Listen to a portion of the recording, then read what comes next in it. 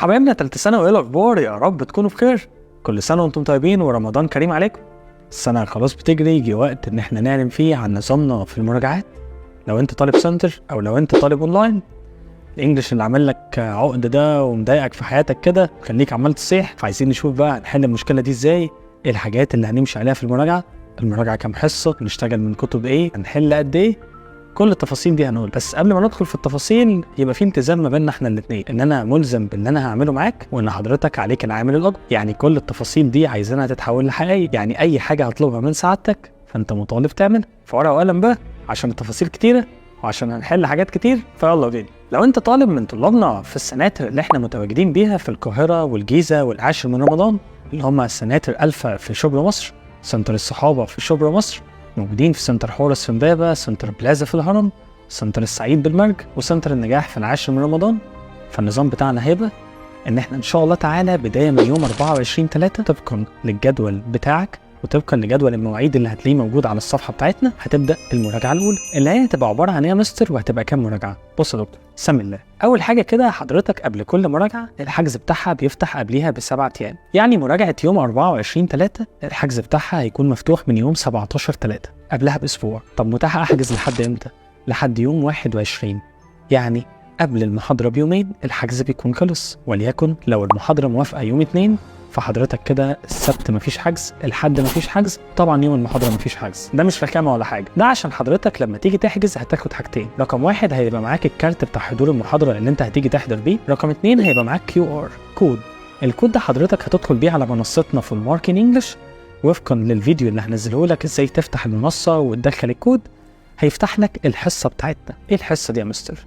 احنا هنراجع ان شاء الله يا دكتور في 6 حصص، كل محاضره هيبقى فيها 2 يونتس، يونتين، يونت من اول المنهج ويونت من اخر المنهج، والجدول ده هتلاقيه متاح معاك. طيب وهنراجع 2 شابترز قصه، والقصه لازم تكون بالترتيب. يعني مثلا اول محاضره الخطه بتاعتها موجوده يونت 1 ويونت 7 وشابتر 1 وشابتر 2. الكود اللي السنتر هيديهولك هيفتح لك الحاجات دي كلها شرح فقط، شرح تفصيلي. يعني هنمسك يونت 1 و7 كانك ما سمعتهمش قبل كده، وهنمسك شابتر 1 و2 كانك ما سمعتش القصه خالص قبل كده. شرح بس، شرح فقط، بحل امثله وانا بشرح بس. يعني حضرتك مش هتحل اي حاجه غير امثله معايا، تذاكر كويس جدا جدا جدا، تحفظ الكلمات اللي مطلوبه منك. طب يا مستر هتيجي الحصه اول نص ساعه بيبقى فيه اختبار على ال2 يونتس دول، بعد كده انا بسمع لحضرتك شفوي، انت وحظك بقى بيجي معايا لان انت اصلا جاي مذاكر. بعد كده حصتنا بتقعد ال4 ساعات مقسمه زي ما هقول لك بالظبط، شيل منها النص ساعه بتاعه الكويز، بقى معانا 3 ساعات ونص. هنعمل ايه؟ هناخد اول ساعه في ان احنا بنحل على يونت 1 ويونت 7. بنحل قد ايه؟ كتاب فول ماركتنج انجلش اللي هيبقى متاح معاك في المراجعه ده متكون ازاي؟ معمول بنظام المحاضرات على حسب الجدول اللي احنا منزلينه، كل محاضره عليها 100 سؤال. ال 100 سؤال دول متقسمين ازاي؟ 80 سؤال ما بين الكلمات والجرامر على الوحدتين، و20 سؤال حاجات متحرره، سواء بقى هتلاقي قاعده اف او ان وذا وغيرهم كتير. طب يا مستر انا كده دخلت المحاضره، حضرتك هتحل ال100 سؤال كلهم ولا هيبقى في واجب؟ كل حاجه ليها علاقه بيونت 1 و7 اللي هي محتوى المحاضره الاولى مثلا عشان بندي مثال هيتحل معاك في الحصه. كل حاجه ليها علاقه بشابتر 1 و2 هتتحل جوه الحصه. الحاجات دي ممكن تاخد مننا قد ايه؟ من ساعه لساعه ونص. وبعد كده حضرتك هتاخد بريك، احنا هنبقى في رمضان بقى، كل سنه وانت طيب. ترجع من البريك يا عمنا تقوم جاي مطلع الكتاب الخارجي. وانا هشتري كتابك ولا كتاب خارجي؟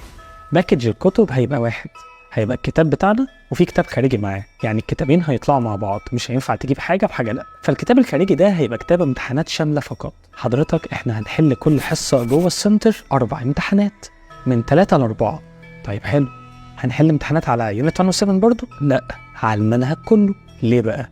عشان يبقى اول الحصه احنا راجعنا حاجه اسمها مراجعه جزئيه، وفي نص الحصه او في اخر الحصه بنراجع مراجعه كليه، مسكنا المنهج كامل بنحل عليه. معنى ان انا احل 4 امتحانات يعني حوالي 60 سؤال في اللي تشوز على المنهج كله، يعني حوالي 8 قطع على المنهج كله. طبعا القطع دي اسئله سكيلز مهمه جدا. بنحل اكتر من 16 ترجمه، بيبقى في عندنا 4 مواضيع بنختار موضوع نكتبه سوا مع بعض.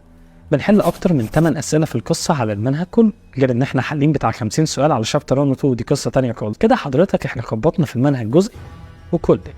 طب في البيت بقى الواجب بتاعي هيبقى على ايه؟ هيبقى على يونت 1 و7؟ لا، الواجب بتاع حضرتك هيبقى حل امتحانات شامله، هتوصل الامتحانات ل8 امتحانات في الاسبوع. فلو جيت ضربت 8 في 6 حصص يبقى 48 امتحان، وفي حصتين في الاخر هيبقوا امتحانات شامله فقط 10 و10 مثلا، فبتتكلم في حوالي 60 امتحان شامل. كلمه 60 امتحان شامل بالنسبه لي يعني 120 قطعه. 120 قطعه دي انا لو حضرتك حلتهم باتقان انا هبقى داخل في الامتحان مطمن. اوعى تنسى ان احنا عندنا 18 درجه جوه المنهج و32 درجه سكيلز.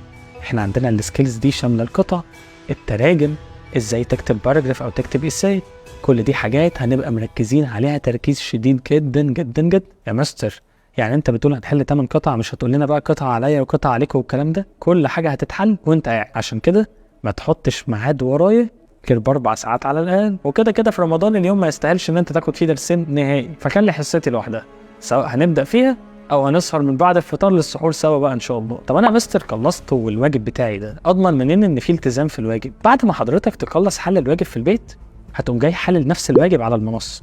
ليه؟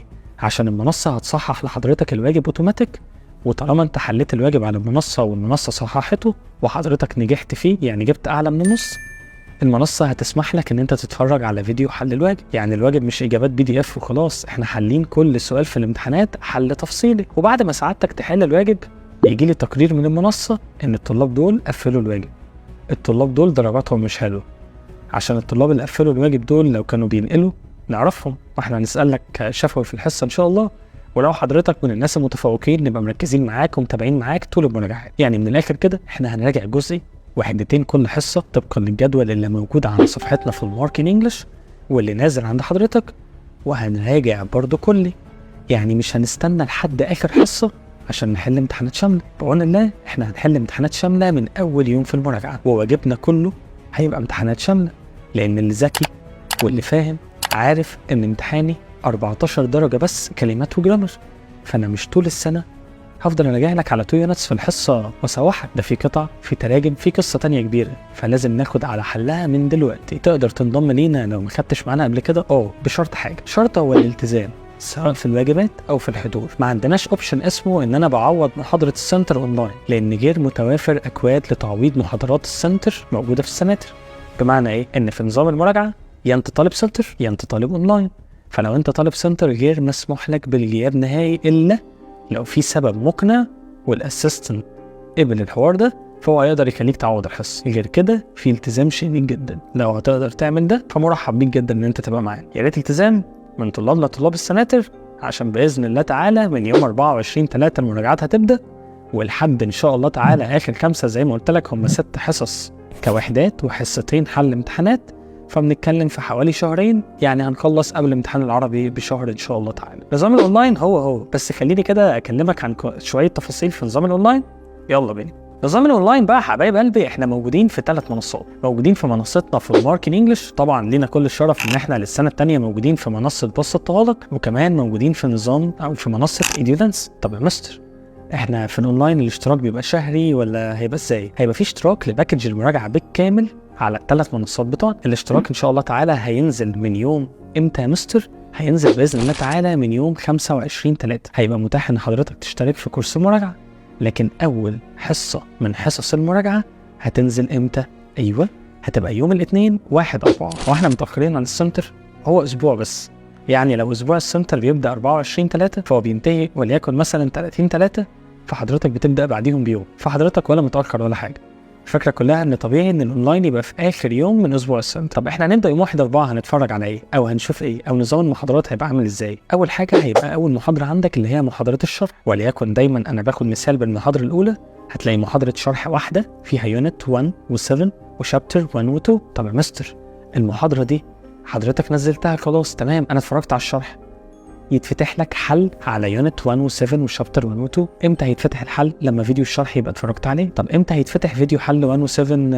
ماشي احنا فتحناه، هنقوم جايين فاتح لك فيديو حل الامتحانات الشامله. خلصت كل دول هيتفتح لك فيديو حل الواجب. يعني المحتوى كله هيبقى نازل في يوم واحد، بس طبعا انت مش هتتفرج عليه في يوم واحد. بس ليه هيبقى نازل في يوم واحد؟ عشان انت تبقى مسيستم امورك وعارف ان كل حاجه جاهزه، بس المحتوى كله مربوط ببعضه. مش هينفع تشوف الواجب من غير ما تخلص الشرح، مش هينفع تشوف جزء حل معايا من غير ما تخلص الشرح، وهكذا. الكويز بتاعك هيبقى زيك زي طالب السنتر، عندك تسميع، عندك كل حاجه قبل كل محاضره، لا تقلق من ده.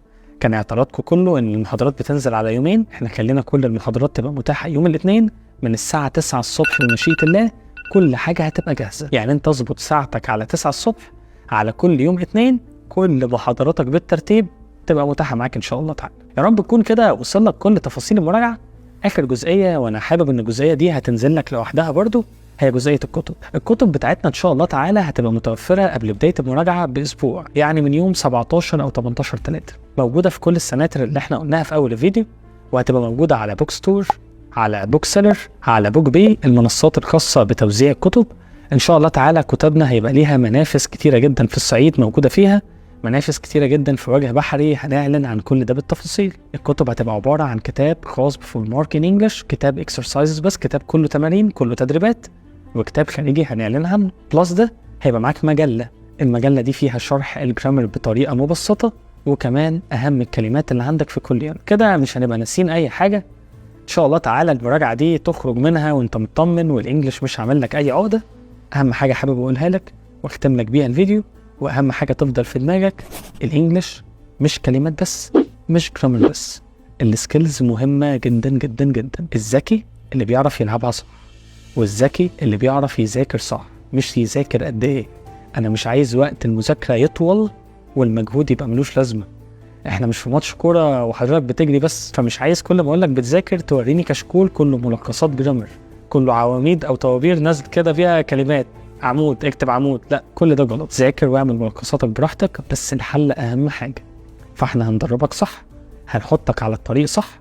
اهم حاجه تبقى مستمع جيد لكلامنا وللتعليمات اللي بنقولها لك، عشان في الاخر ان شاء الله تعالى النتيجه بتاعتنا احنا الاثنين تبقى مرضيه جدا جدا جدا. عشان زي ما قلت لك قبل كده، احنا مش بنسعى لكليه معينه، احنا بنسعى لايه؟ ان احنا نجيب اخرنا، نعمل اللي علينا، عشان في الاخر ما يبقاش فيه اي شعور بالندم. لا، كل حاجه تحس بيها تبقى حاجه واحده بس، ان انت تبقى ساتسفايد كده وتبقى راضي باللي انت عملته. لو انت حسيت بالرضا خليك متاكد ان انت عمرك ما هتكون متضايق ايا كان مجموعك وقتها عامل ازاي. ما تقلقش، احنا في ظهرك معاك لحد الامتحان وبعد الامتحان، محدش هيحل قدك.